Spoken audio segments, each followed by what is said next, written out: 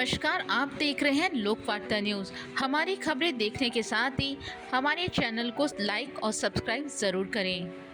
National Herald case में प्रवर्तन निदेशालय द्वारा कांग्रेस की चेयरपर्सन सोनिया गांधी और कांग्रेस सांसद राहुल गांधी के खिलाफ चार्जशीट पेश किए जाने के बाद कांग्रेस लगातार विरोध प्रदर्शन कर रही है।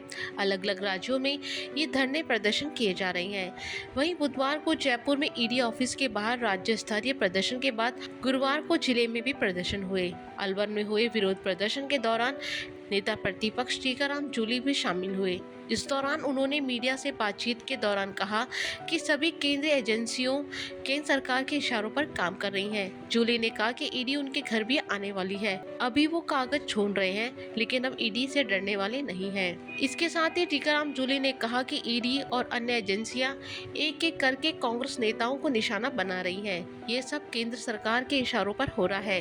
अभी कांग्रेस नेता प्रताप सिंह खाचरियावास के घर पर ईडी आई, अब उनके घर भी ईडी आएगी। टीकाराम जूली ने कहा कि जो लोग कांग्रेस छोड़कर भाजपा में शामिल हो जाते हैं, उनके खिलाफ ईडी जांच बंद कर दी जाती है। ये कैसी कार्रवाई है, किसी को समझ नहीं आता।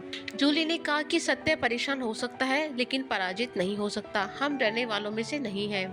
इस दौरान टीकाराम जूली ने कहा कि लोकसभा में केंद्र सरकार ने जो जवाब पेश किया था, उस जवाब में ईडी अफसरों की मानसिकता की पोल खुल गई थी। तब करीब 193 लोगों के खिलाफ कार्रवाई हुई, जिसमें सिर्फ 2 लोगों के खिलाफ चालान पेश किए गए। ये सोचिए ईडी ने किस नैतिकता के चलते 193 कार्रवाई की होगी।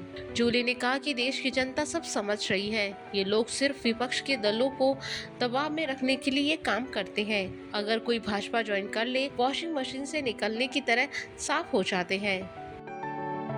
देखिए, ईडी जब जब कोई खिलाफ बोलता है, क्योंकि प्रताप सिंह जी भी लगातार भारतीय जनता पार्टी के खिलाफ बोल रहे हैं, हमारे डोटासरा जी खिलाफ बोल रहे हैं। उनके आ गई थी फार्म भरने से एक दिन पहले।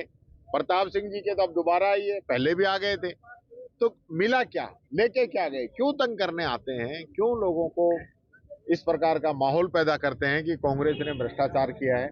आज तक एक भी बीजेपी के नेता के यहाँ पे ईडी नहीं गई। सुप्रीम कोर्ट के जज के पास 15 करोड़ रुपए निकले हैं, क्या ईडी वहां पे गई? उस पर आज तक कोई कार्रवाई हुई? ये पैसा कहां से आया था, किन लोगों ने जज साहब को दिया था? तो न तो जज पे कार्रवाई, न पैसा देने वालों पे कार्रवाई। उनके लिए तो ईडी नहीं बनी है, ईडी बनी है कांग्रेस के खिलाफ। अब मेरे भी कागज पत्र तैयार कर रहे होंगे, लग रहे होंगे। तो टीकाराम जूली कोई डरता थोड़ी है, ईमानदारी से सेवा की है। मेरे को भी पता है, मेरे भी कागज वागज इकट्ठे करने में लग रहे हैं। खूब इकट्ठा कर लो, क्योंकि सांच को आंच नहीं है। सत्य को आप परेशान कर सकते हो, पराजित नहीं कर सकते। ये बात मैं कहना चाहूंगा।